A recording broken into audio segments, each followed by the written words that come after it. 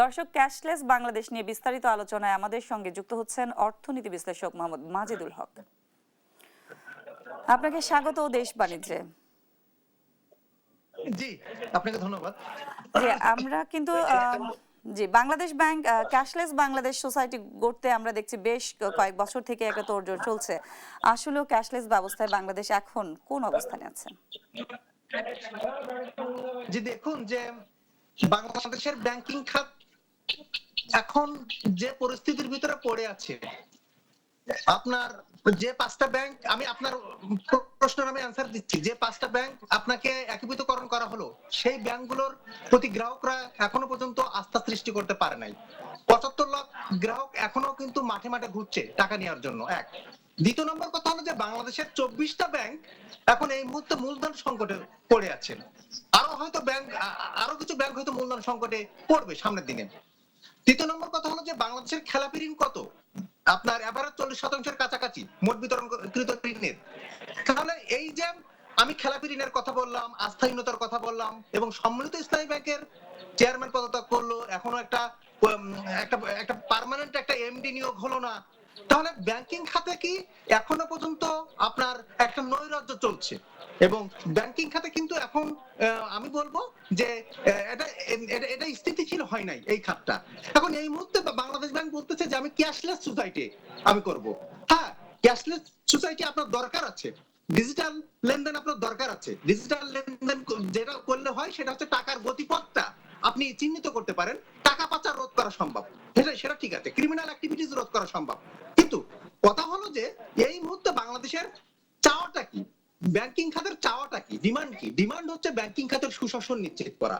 আপনার যে ব্যাংকগুলো বর্তমানে আছে এই ব্যাংকগুলো সুশাসনটা নিশ্চিত হবে, গ্রাহকের আস্থা অর্জন হবে, সম্মিলিত ইসলামী ব্যাংক আপনার পরিপূর্ণভাবে তারা বিজনেস অপারেশনে যাবে, তারপরে আপনি অন্য প্রোডাক্ট নিয়ে এখন আলোচনা করতে পারেন। আপনি বলতে আমরা চাচ্ছি যে উন্নত বিশ্বের সাথে তাল মিলিয়ে চলার জন্য ডিজিটাল ব্যাংকিং করতে চাচ্ছি, ভালো কথা, খুব খুব এটা ভালো সংবাদ। কিন্তু আপনার উন্নত বিশ্বে তো দুর্নীতি নাই, আমার দেশে তো দুর্নীতি আছে। সেই দুর্নীতিটাকে আমরা আগে রোধ করি, সেটা ফাইন্যান্সিয়াল ক্রাইম হতে পারে, ফাইন্যান্সিয়াল করাপশন হতে পারে। তাহলে ফাইন্যান্সিয়াল করাপশনের জায়গাগুলোকে আমরা আগে সমাধান করি। জি, আসলে ক্যাশলেস সোসাইটি নিঃসন্দেহে ক্যাশলেস সোসাইটি নিঃসন্দেহে একটা ভালো উদ্যোগ যদি আমরা সেটা করতে পারি বাংলাদেশ ব্যাংক বা বাংলাদেশের।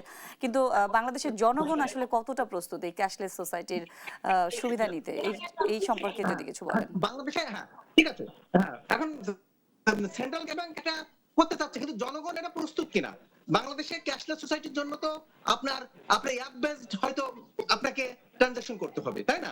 আপনার মোবাইল ফাইন্যান্সিং সার্ভিসের মাধ্যমে ট্রানজাকশন করতে হবে। যাও এনিওয়ে, কিন্তু বাংলাদেশের যে ইন্টারনেট ব্যবহারকারীর সংখ্যা কত, বাংলাদেশের ডিফিকাল্ট টু রিচ এরিয়ায়, হাওড় অঞ্চলে, আপনার নদী অঞ্চলে এই লোকজনগুলো কি ফাইন্যান্সিয়াল লিটারেসি হয়েছে কিনা? আগে আপনার ক্যাশলেস সোসাইটি বাস্তবায়ন করার জন্য আপনাকে আগে দরকার ফাইন্যান্সিয়াল লিটারেসিকে আপনাকে বাস্তবায়ন করা, ফাইন্যান্সিয়াল লিটারেসি হারটাকে বাড়ানো।